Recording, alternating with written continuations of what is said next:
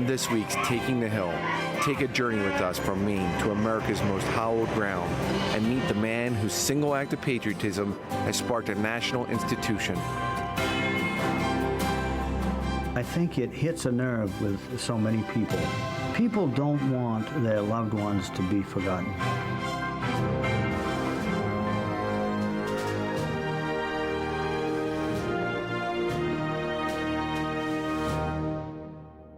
Hello, I'm Patrick Murphy, and welcome to this special edition of Taking the Hill.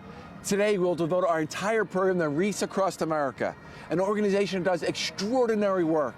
We have veterans in our country. By an act of Congress, today is National Wreaths Across America Day. And that long line of trucks you see over there, they're the men and women of Wreaths Across America entering Arlington National Cemetery. Each year, for the last 23 years, they have come to Arlington to place remembrance wreaths on the markers of veterans who are buried in America's most hallowed ground. This year, tens of thousands of volunteers will place more than 700,000 wreaths in all 50 states, all to fulfill the organization's mission, to remember the men and women who gave their lives for our country, to honor them, and to teach the next generation of Americans something about the price of freedom. It's a story about a small group of individuals can make a huge impact on all of us. And it all starts with one man in the far reaches of down to East Maine.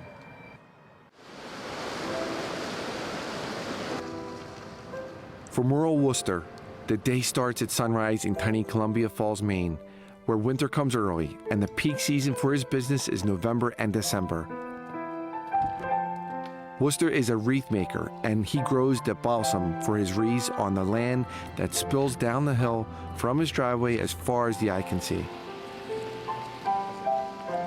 I leave the house by 5:45, and almost every morning I go to the same little restaurant to eat breakfast. Morrill is one of the largest manufacturers of wreaths in America, and the only one that grows his own balsam. But Worcester is best known not for his considerable business acumen, but for an idea which all started when he was a newsboy during the morning edition of the local paper he still reads every day.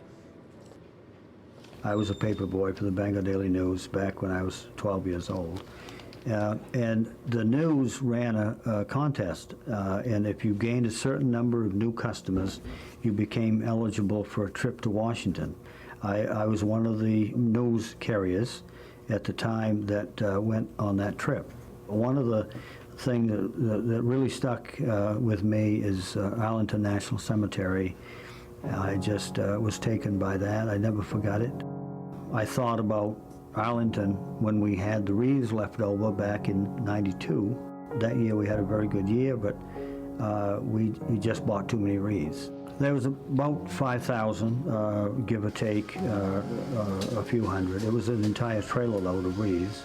I didn't want to throw them away, and I thought about Arlington because of that trip. And so we took those wreaths to Arlington. It made such an impact. I can't believe, how that looked and how it was so well received and so on, that I said, we're never going to stop doing that. We're going to give those 5,000 wreaths away every year. And it was just our family's personal gift to the military. No fanfare, no nothing. We overdo Christmas.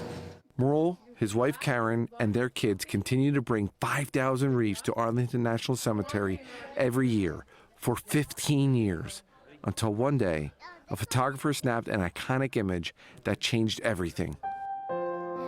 And he stumbled on the area that we had just placed the wreaths. And he took this photograph and put it on the internet with a poem, and it just went around the world. We literally had millions of people that saw that worldwide. I'm not great on computers, that's for sure, but I had like 6,000 to 7,000 emails, people sending us money and everything else, and we sent it all back because we weren't able to take it. That's how Wreaths Across America started. After the photograph generated national attention, the Worcesters created a nonprofit organization to allow what had been a family tradition to grow into a national institution. Today, Wreaths Across America has a much bigger footprint. but it's still headquartered in tiny Columbia Falls, and it still seeks to teach the value of freedom, one story at a time.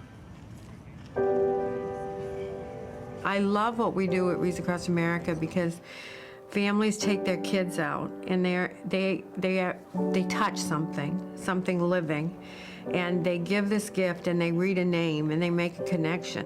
It's a hand and a heart and a story and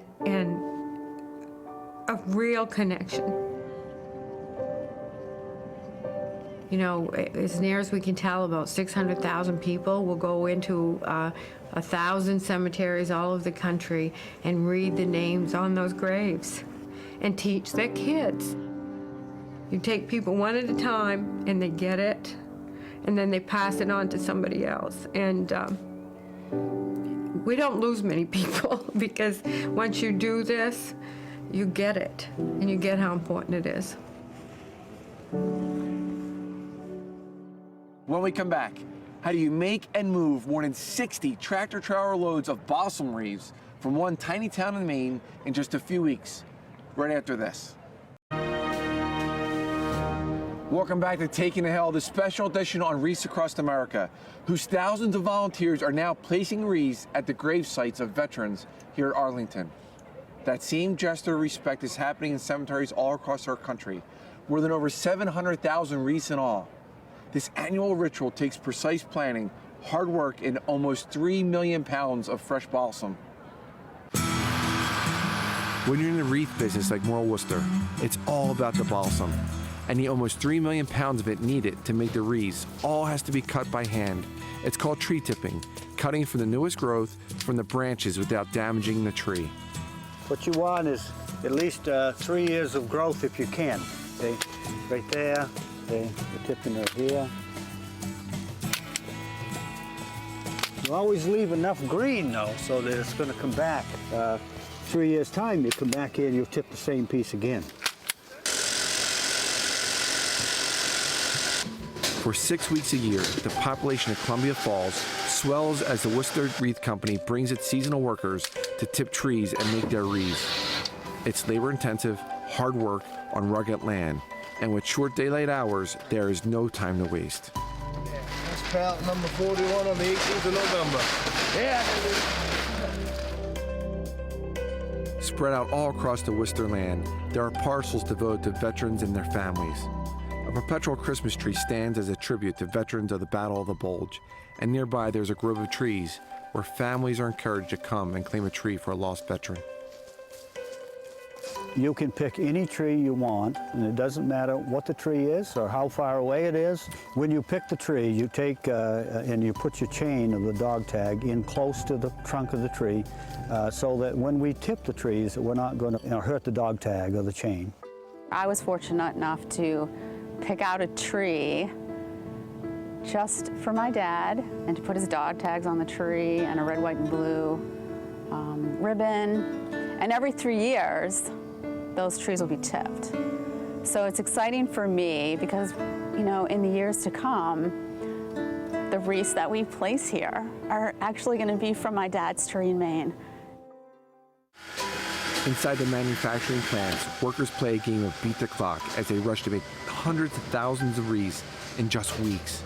That's just part of the challenge. Those wreaths still need to be delivered from rural Maine to their locations all over the country. And for that, Wreaths Across America gets a huge helping hand from America's trucking industry, with truckers donating their time, equipment, and money to deliver the wreaths to all 50 states. The effort is spearheaded by the Truckload Carriers Association. About 1 in 13 people employed by the trucking industry, and that surprises some people. So your typical truck driver is probably one of your neighbors, and you may not know what he does, but a lot of people don't realize the emotion isn't just for us that are connected here, but I was in the convoy several years back, and our lead driver, the first truck coming through into Arlington, got on the CB and said, "May have some safety issues here, I'm having trouble seeing." He was crying so hard. As a truck driver, when he pulled into Arlington National Cemetery and the military was lined up saluting him and the other truck drivers, it was something that he'll never forget, and he continues to talk about that, and it touches every one of us that were on that channel listening. It's a tough career, and having that opportunity to be perceived in such an honorable way, it touched all of us, and I think he spoke for every one of us, because we were all having some safety issues, getting the Kleenexes out and making sure we could see out the windshield. But it's not what you may have thought about the typical truck driver. Wreaths Across America also gets a huge boost from Walmart, who not only donates cash to sponsor Wreaths, but hundreds of thousands of dollars in trucking and logistics, this year sending dozens of trucks from Maine to Arlington from its private fleet. Anything we can do to help Wreaths Across America out and offset those expenses is a big deal to us. And I think the act of laying a memorial wreath is a great way to honor those that have given so much for the freedoms that we enjoy here in the United States. We wouldn't have a Walmart, we wouldn't have a Washington, D.C. if it weren't for those veterans. When we come back, we'll meet the Grand Marshal of this year's convoy, 85-year-old Edith Knowles, and see her extraordinary tribute to her brother, lost 70 years ago at the Battle of the Bulge. Right after.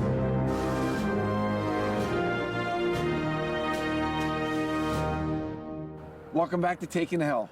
It's the 150th anniversary of Arlington National Cemetery, and it's Wreaths Across America's goal this year to place a wreath on every marker, more than over 220,000. In the 23 years that this group has been coming here, they have never been able to raise enough money to cover every section of Arlington. And when they left Maine earlier this week, they were still trying to raise enough money to get the job done.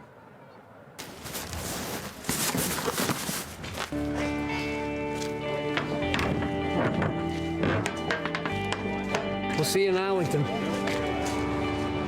After countless hours of preparation, it's finally time for the Wreaths to begin their long journey from Columbia Falls to Arlington. There'll be many ceremonial stops along the way, including Liberty Island for the installation of the Freedom Wreath.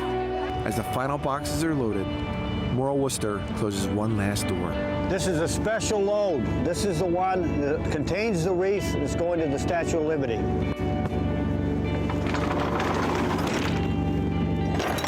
Okay, guys, we're ready up front, ready to roll.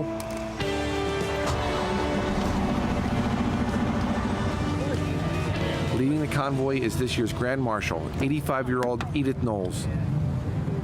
It was December 21st, 1944, during the Battle of the Bulge, when Edith's brother, Corporal Buddy Thorne, gave his life.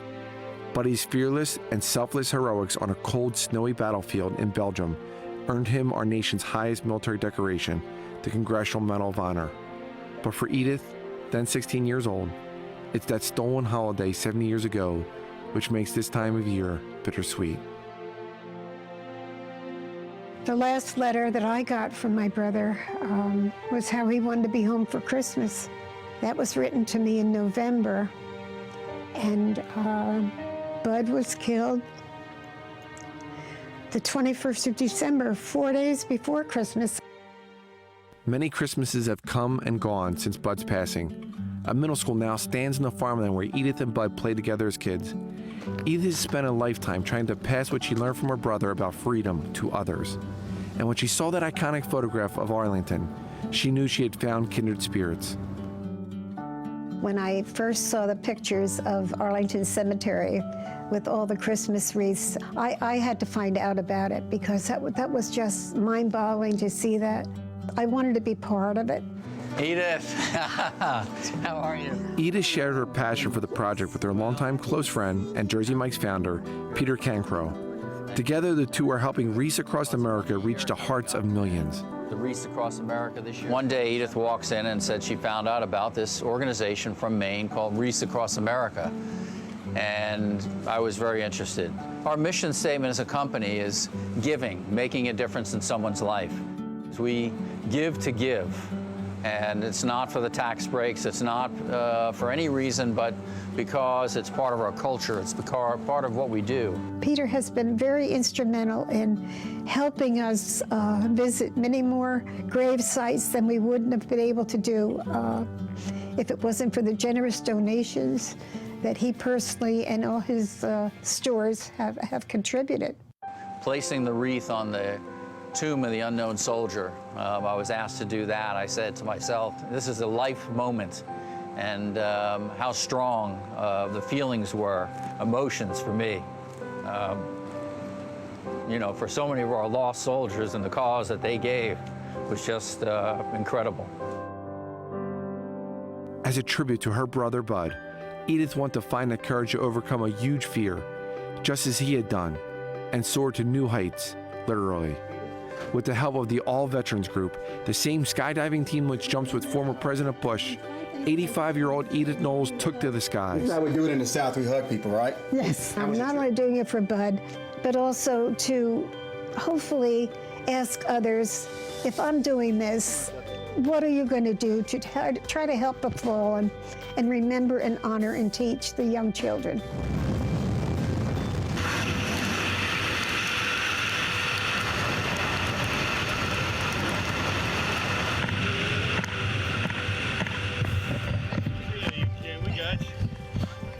Look at that. On Wednesday, a special wreath-laying ceremony took place in the shadow of one of the nation's most iconic symbols, the Statue of Liberty. With New Jersey Governor Chris Christie in attendance, Edith placed a medal in honor of her brother on the 12-foot, 300-pound symbol of our freedom. It's a great honor to know that people like you and the leaders of Wreaths across America will continue to remind all of us of the service, the sacrifice, and the enduring warmth that comes from remembering. When we come back, an historic milestone for our veterans and the organization that honors them, right after this.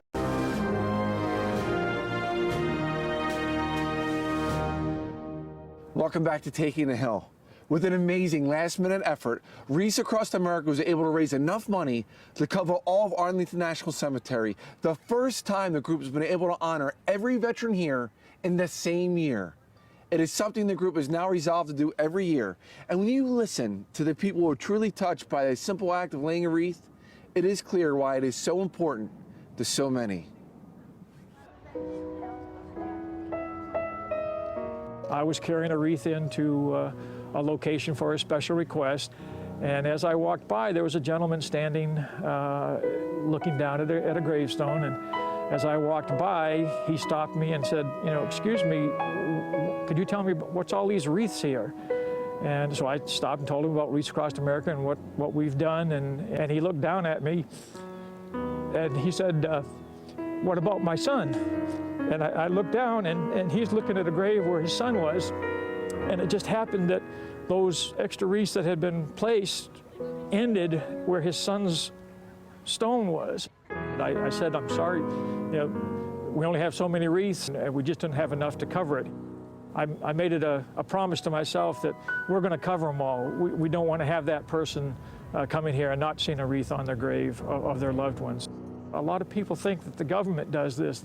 The government doesn't. We rely on individual sponsorships and donations from corporations to help us put these wreaths down. I'd like to tell you a little bit about my son, Christopher Stone Cipher. When he decided to enlist in the Army to become a Ranger, he was in Ranger School when 9/11 happened. He called and said that he had stepped off into a ditch on night maneuvers and sprained his ankle severely. He tried to tough it out for 4 more days without telling anybody until he couldn't put his boot on because his ankle was so swollen. So they sent him back to the Ranger Battalion with a cast on.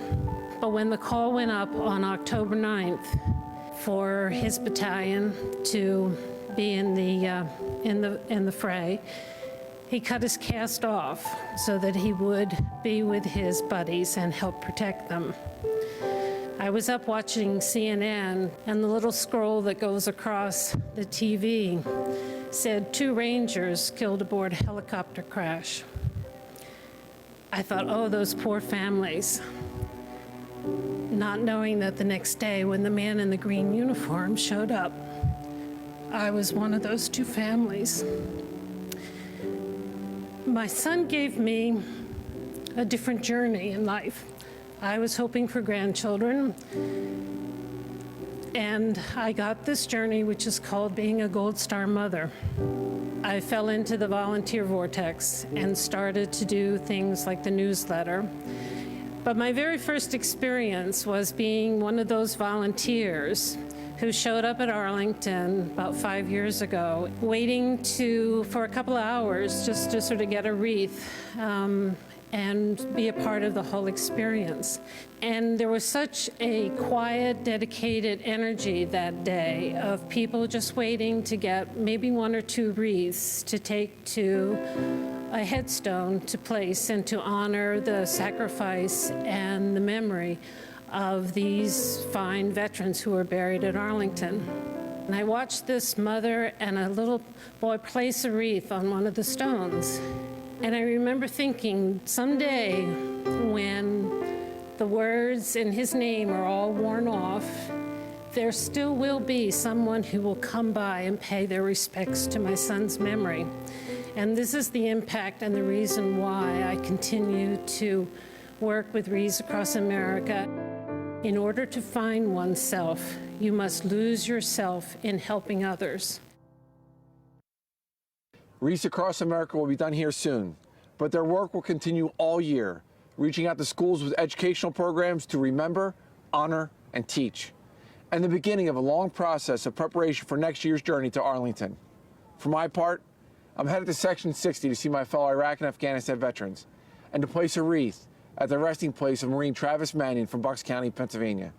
For Taking the Hill, I'm Patrick Murphy. Thank you for watching. To get more information on Wreaths Across America and to find out how you can get involved, please visit their website, www.wreathsacrossamerica.org.